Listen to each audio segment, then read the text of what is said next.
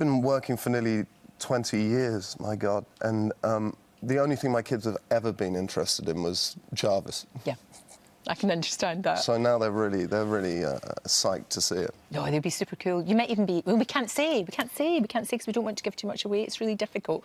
But are you enjoying all of this? Because it's very different, because I know that you've done your own movie. You've directed your own film, Shelter. Shelter. It comes out in fall of this year, autumn of this year. Autumn? Oh, you've been in America for too long, Paul Bettany. Years. You have. You're talking like them too. That's okay. It's allowed. Couldn't be more different. But that's what makes the job such a joy. Yeah, I mean, I wanted to try and make a film as a director where I gave actors their job back, because, you know, actors can be many things. They can be self-obsessed and vain, but all of the really good ones are great storytellers. Yeah.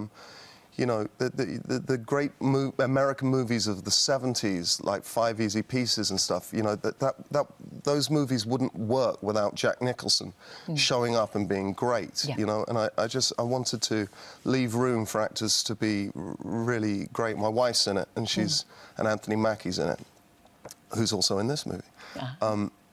And they're both wonderful, and it was just lovely to see them, you know, with space to really work.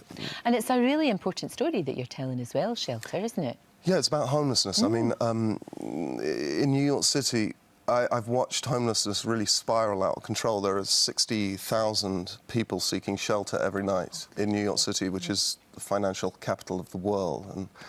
And it's not right. It's not right. You're right. You see it in London as well, and it's in the poshest places. You know, the Strand. You walk down the Strand, there's people sleeping in doorways. It's ridiculous. And we, you know, in New York at least, over the last 10 years, they've lost 39% of social housing. Right. And but you would be a fool and a communist to draw any relationship between that and 60,000 people. 20,000 of them are children.